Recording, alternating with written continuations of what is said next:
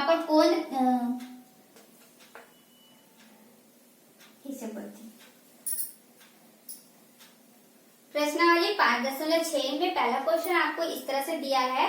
एक वृत्त बना हुआ है जिसका केंद्र हमारा O है, ठीक है, और O से एक लंब डल रहा है जीवा AB पर, जिसका मध्य बिंदु आपको क्या दिया हुआ है, M दिया हुआ है, ठीक है। तो यहाँ पर हमारा AM, जो यहाँ पर AM बन रहा है, उसकी वैल्यू दिया है 3.5 सेंटीमीटर, यानी कि 3.5 सेंटीमीटर, ठीक है। हमें निकालना है कि BM का मान क्या होगा।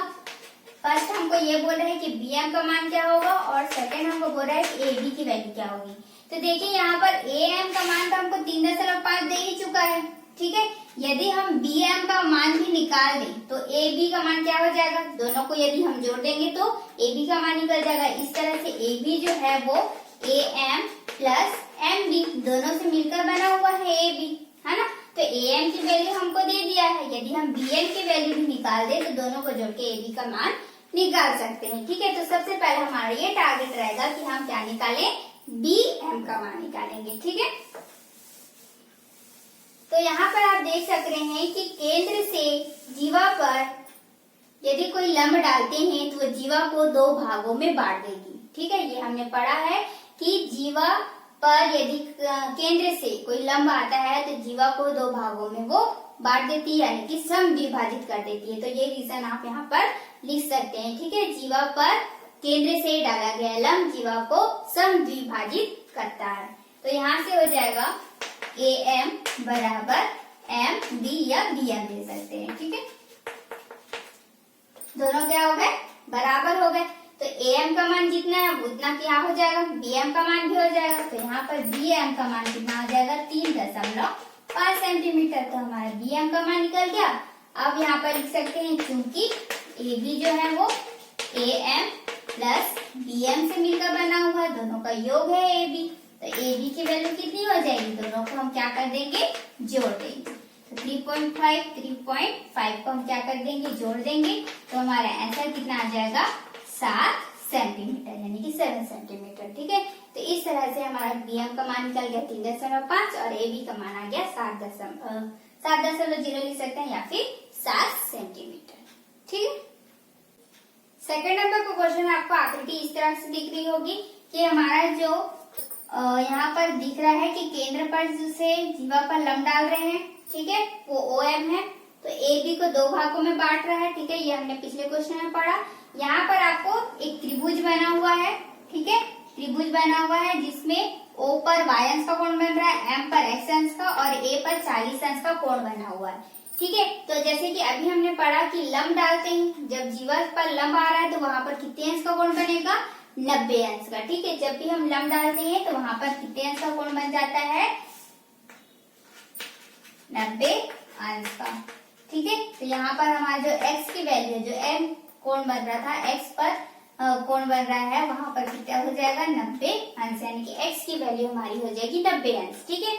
कोण A की वैल्यू तो हमको 40 अंश दिया हुआ है, अब बचा y अंश का मान, ठीक है। तो यहाँ पर आप देख सकते हैं कि त्रिभुज बना हुआ है, त्रिभुज में 2 कोण का मान आपको पता चल गया, एक 90 है और एक 40 है। तो हम तीसरा वाला इजिली निकाल सकते हैं, ठीक है। तो त्रिभुज AOM में angle A plus angle O plus angle M बराबर 180 अंश। A का मान हमको 40 अंश दिया है, O का मान हमको निकालना है y अंश, M का मान पता चल गया x है, तो x का मान हो गया था 90 अंश, ठीक है। तो इस तरह से आपको लिखना है, ठीक है। 90 और 40 कितने हो जाएंगे, दोनों को जोड़ देंगे तो कितना आ जाएगा, 130 अंश बराबर 180 अंश, ठीक है। y की वैल्यू आपको निकालना है, तो 130 अंश प्लस में दिया है, उधर जाके माइनस हो जाएगा, तो 180 अंश माइनस 130 अंश।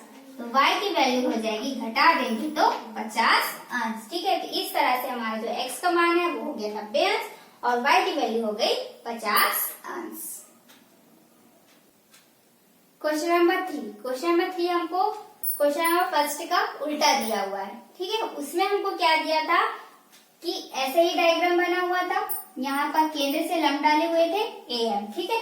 यहाँ पर इस तरह से बना हुआ था आपका डायग्राम, ए बी था, यहाँ पर एम था, केंद्र से डाले हुए थे। ठीक है, तो यहाँ पर हमको ए एम का मान दे दिया था 3.5 सेंटीमीटर।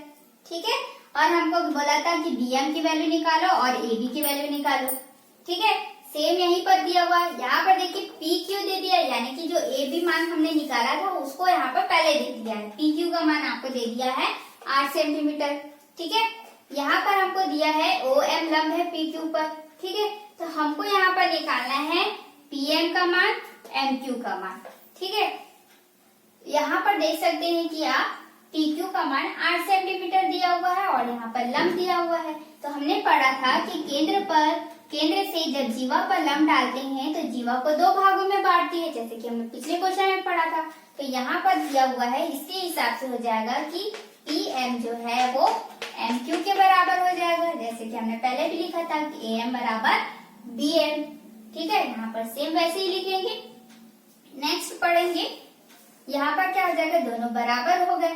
ठीक है, तो इसके बाद यहाँ पर तो हमको मान दिया ही नहीं है, तो किसे बराबर लेंगे, तो इसके लिए आगे बढ़ेंगे। आगे हमको क्या दिया है, पी क्यू का मान। ठीक है, तो पी क्यू का मान दिया है तो उसी को लेके चलते हैं कि पी क्यू का जो मान है वो P M plus M Q के बराबर होगा। ठीक है, जैसे कि हमने पहले भी क्वेश्चन पढ़ा हुआ था।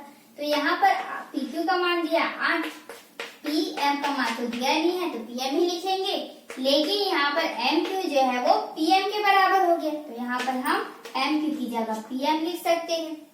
ठीक है, तो यहाँ पर आप देख सकते हैं कितने पी एम हो गए, 2 हो गए। ठीक है, यहाँ पर 2 गुणा में है तो भाग में चले जाएगा, इस हिसाब से कितना हो जाएगा, पी एम का मान 4 सेंटीमीटर हो गया। ठीक है, आपको निकालना था पी एम और एम क्यू का मान, तो पी एम का मान 4 सेंटीमीटर है और दोनों बराबर है, तो एम क्यू का मान भी कितना हो जाएगा, 4 सेंटीमीटर। इस तरह से हमारा जो दोनों ही मान है वो निकल जाएगा। ठीक है, आपका जो फर्स्ट क्वेश्चन है उसके सेम यहाँ पर क्वेश्चन नंबर 3 में हमको पूछ भी रहा है यहाँ पर कि पी एम क्या बराबर होगा एम क्यू के। तो जैसे कि मैंने आपको क्वेश्चन में बता ही दिया है, किसी वृत्त के केंद्र से वृत्त के जीवा पर डाला गया जो लंब होता है वो उस जीवा को समद्विभाजित करता है, यानी कि समद्विभाजित, समान 2 भागों में विभाजित कर देता है। तो समान 2 भागों में विभाजित हो गया। इस तरह से आप देख सकते हैं कि पी क्यू जो है वो पी एम और एम क्यू के बराबर हो जाएगा। ठीक है, पी क्यू जो है वो P M plus M Q के बराबर हो जाएगा, यानी कि दोनों ही वैल्यू हमारी क्या हो जाएगी, बराबर हो जाएगी। ठीक है, तो ये हमने क्वेश्चन में भी पढ़ लिया है। प्रश्न नंबर 4 जो हमको दिया हुआ है, रिक्त स्थानों की पूर्ति कीजिए। पहला क्वेश्चन हमको दिख रहा है, वृत्त के केंद्र से जीवा पर डाला गया लंब जीवा को खाली स्थान करता है। तो जैसे कि अभी हमने पढ़ा, जीवा को क्या करता है, वो समद्विभाजित करता है। तो वहाँ पर खाली स्थान में आप लिखेंगे वृत्त के केंद्र से जीवा पर डाला गया लंब जीवा को समद्विभाजित करता है। सेकंड हमारा क्वेश्चन दिख रहा है, वृत्त में किसी जीवा के मध्य बिंदु को केंद्र से मिलाने वाली रेखा जीवा पर खाली स्थान होती है।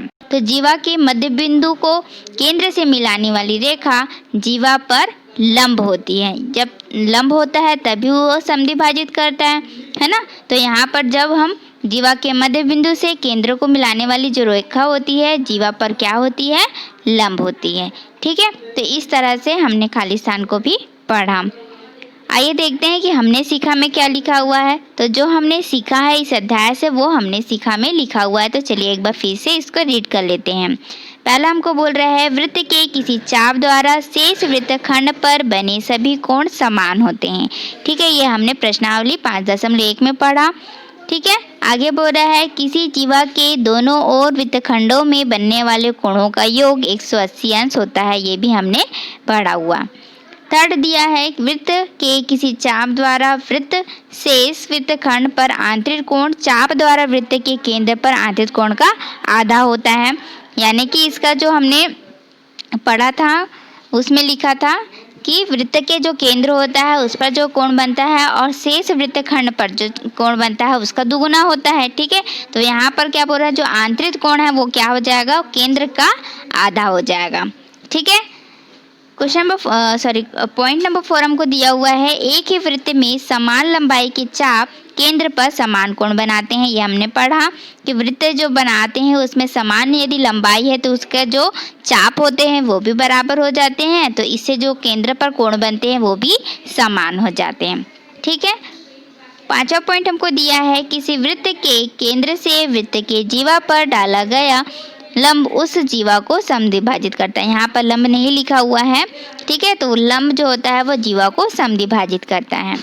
6 पॉइंट है, वृत्त की किसी जीवा के मध्य बिंदु को केंद्र से मिलाने वाली रेखा जीवा पर लंब होती है। ये हमको खाली स्थान में भी दिया हुआ था।